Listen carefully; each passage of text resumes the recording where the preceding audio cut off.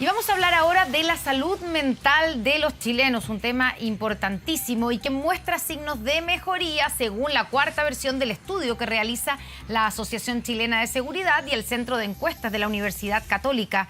El 23% de los encuestados presenta sospecha de problemas de salud mental, pero es la cifra más baja desde que se realiza esta medición. Para hablar de este tema nos acompaña a esta hora Antonia Errázuriz, académica del Departamento de Psiquiatría de la Escuela de Medicina de la Universidad Católica y una de las autoras del estudio. Antonia, ¿qué tal? Muy buenas tardes. Buenas tardes, Connie. Bueno, la principal conclusión es que hoy día, porque hay que explicar que ustedes, ¿cierto?, han hecho un seguimiento de este estudio en distintos momentos de la pandemia, ¿cierto?, a comienzos de este año, también a mediados del año pasado, del 2020, a comienzos del 2020. Hoy día, entonces, ¿la salud mental de los chilenos se ha recuperado efectivamente de lo mal que estuvo durante el pic de la pandemia? Mira, este estudio tiene varias dimensiones de la persona que estamos dando en algún grado de seguimiento, ¿cierto? Y efectivamente en algunos indicadores se aprecia una mejora. Por ejemplo, lo que es lo denominado problemas de salud mental en términos globales, generales. Ahí uno ve una baja y tal como dices tú, es la cifra más baja en las 4 rondas que hemos tenido. Claro. Sin embargo, hay otros indicadores que se mantienen más o menos estables, como es el caso de los síntomas de depresión. Lo mismo sucede con las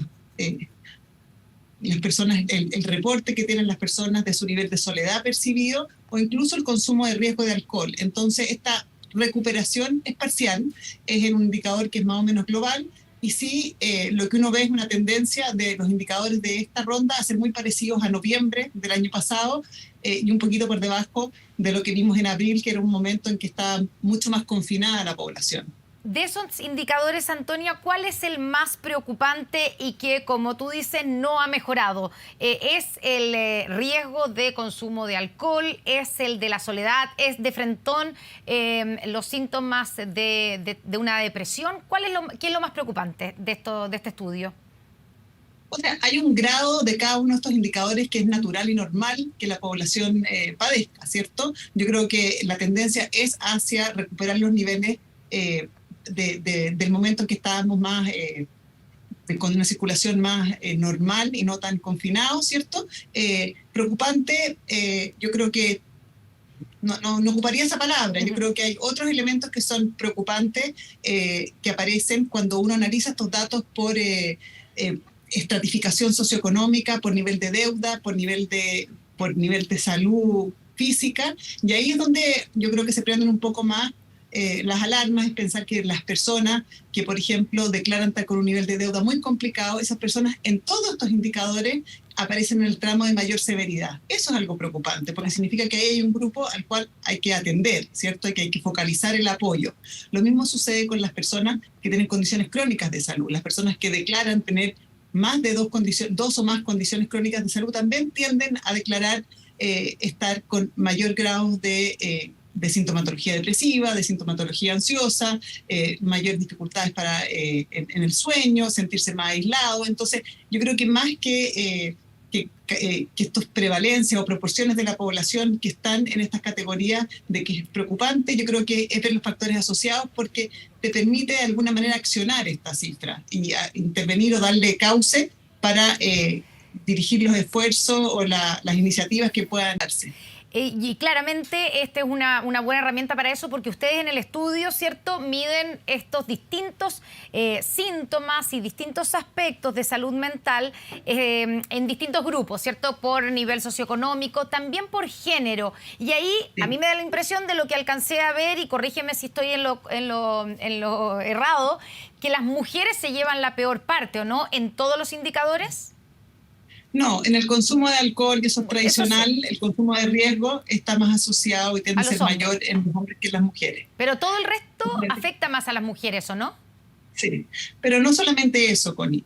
Las mujeres expresan más esto, lo declaran más y además consultan más por esto. Entonces también tiene un impacto en la prestación de servicio. Ya, o sea, también puede ser que detrás de estas cifras haya una especie de subestimación del diagnóstico de la cantidad de casos de hombres porque no consultan tanto como las mujeres o no lo expresan tanto como las mujeres.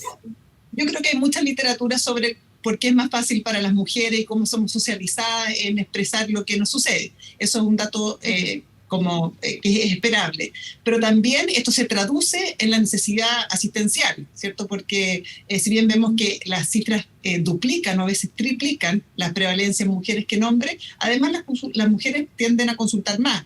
Nosotros exploramos el nivel de consulta que habían tenido las personas en el último tiempo y vemos que alrededor de un 15% de nuestra muestra, que es de 1.300 personas a lo largo de Chile, declararon haber consultado a un psiquiatra o un psicólogo durante la pandemia. Pero esa cifra es el doble en mujeres que en hombres, por ejemplo. Entonces, también tiene un impacto en términos de cómo tú tienes que diseñar los servicios y cómo tienes que comunicar o ofrecer la atención, porque son las mujeres las que no solamente reportamos más esto al ser encuestadas o entrevistadas, sino que también buscamos ayuda.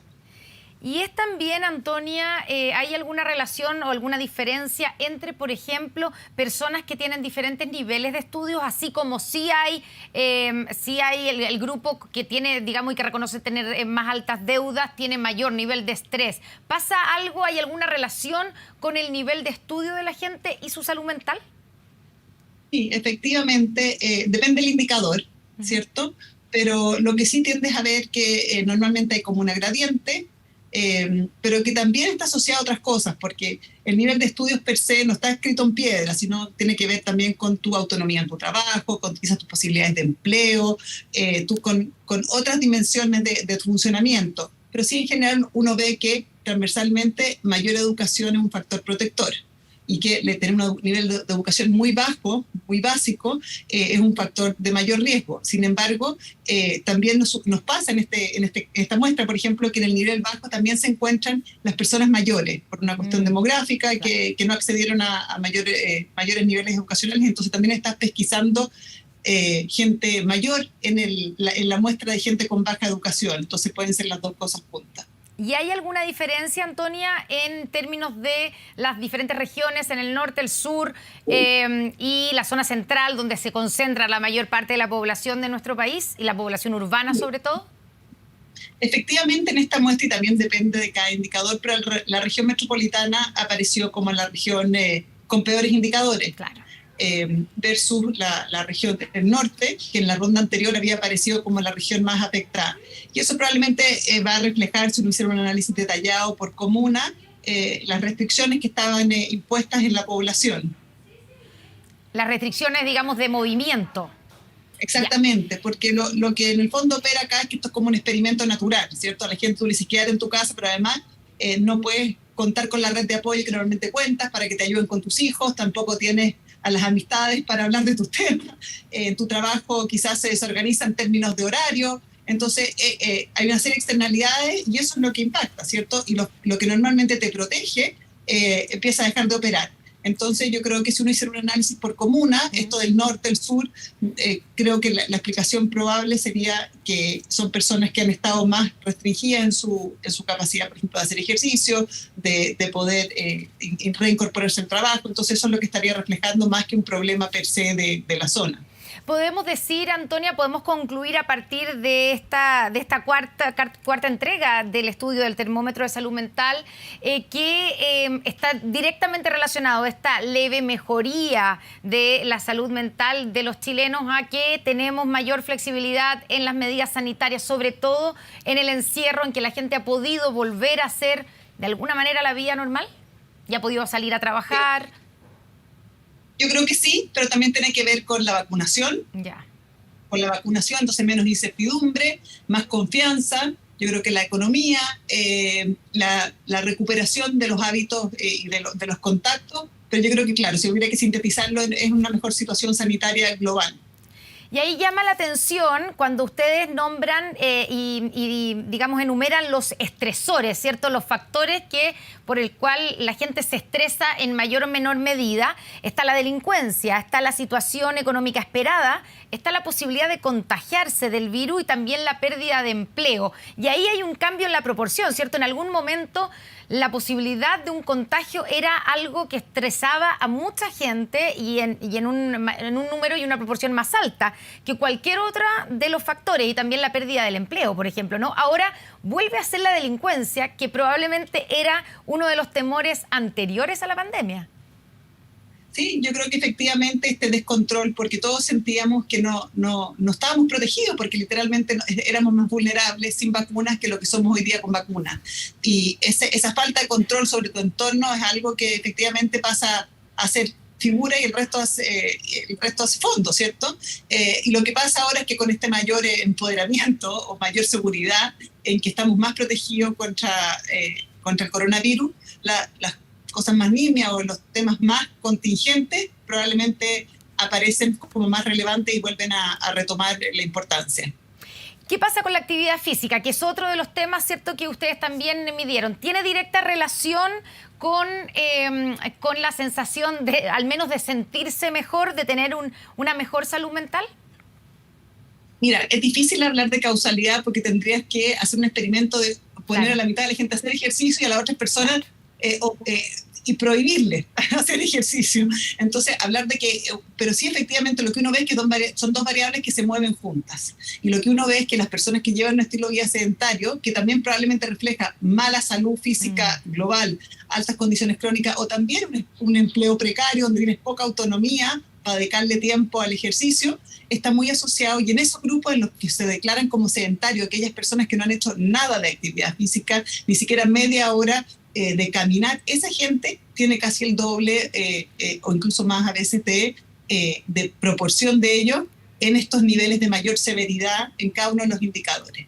Y el consumo de alcohol, tú ya hiciste mención, ¿cierto? En general se relaciona más a los hombres que a las mujeres, pero ¿cómo se relaciona con la salud mental, con estos mejores o peores niveles? Directamente uno pensaría que a peor salud mental aumenta el consumo de alcohol. Claro, pero también podría ser de la otra manera, ¿cierto? Yo creo que el consumo en exceso de alcohol puede deteriorar tus relaciones, puede hacerte perder la pega, puede generar una disfuncionalidad. Entonces, bidireccional la relación puede ser, pero también vemos que cuando clasificamos a las personas, que es bajo un punto de corte establecido, que aquellas personas que están en aquí es alrededor de un 11% de la muestra que están en un nivel como de consumo de riesgo, que esas personas también presentan peores indicadores transversalmente en los distintos indicadores. ¿Y también esas son las mismas personas que presentan, por ejemplo, mayor soledad? ¿O ese factor va por otro lado? Mira, la soledad es un indicador muy interesante porque es mucho menos estigmatizador, claro, ¿cierto? Tiene más que ver como con tu percepción de que tú te gustaría estar más integrado, más contar con más apoyo, ¿cierto? Pero está muy estudiado hoy en día porque es algo muy fácil de pedir a las personas que reporten, tiene mucha relación con los outcomes en salud mental. Entonces, nosotros lo incorporamos acá, ese fue nuestro interés. Y efectivamente lo que uno ve es una relación estrecha entre soledad y consumo de alcohol de riesgo, pero también la direccionalidad y la causalidad es complicada de establecer. Yo diría que son variables asociadas que se afectan mutuamente. Y el trabajo, Antonia, también obviamente es un indicador y es un factor, ¿cierto? Pero como hemos tenido tanta gente que perdió su empleo durante la pandemia, ¿cuánto afecta la salud mental de esas personas que tal vez todavía no recuperan su empleo? Sí, efectivamente, un grupo muy interesante de analizar son aquellas personas que están desempleadas, ya sea porque están sin empleo y no están buscando empleo, porque están inactivos, la gente jubilada, también las personas que están desempleadas y buscando activamente trabajo. Lo que tendemos a encontrar es que generalmente esas personas también tienen mayor riesgo de caer en la categoría de mayor severidad de sintomatología. O sea, el trabajo, la actividad, los vínculos y el factor, no sé, la remuneración, también hay que desconocer elementos muy contingentes, también son factores protectores para la salud mental. Antonia, para terminar, podríamos, tratando, digamos, de hacer como un resumen de este termómetro, de cómo estamos hoy, después de todo lo que nos ha pasado con la pandemia. Hoy día podemos decir que este termómetro nos muestra una buena noticia sobre la salud mental de los chilenos, ¿o no tanto? A ver, yo creo que tiene muchas virtudes este trabajo en términos de que el hecho de que sea longitudinal y que estemos siguiendo a las personas es algo muy distinto a hacer una encuesta online. Le da claro, es la misma gente, es el mismo grupo de personas al que ustedes le están haciendo este seguimiento y esta es la cuarta entrega, por lo tanto, esas mismas personas han evolucionado de esta manera.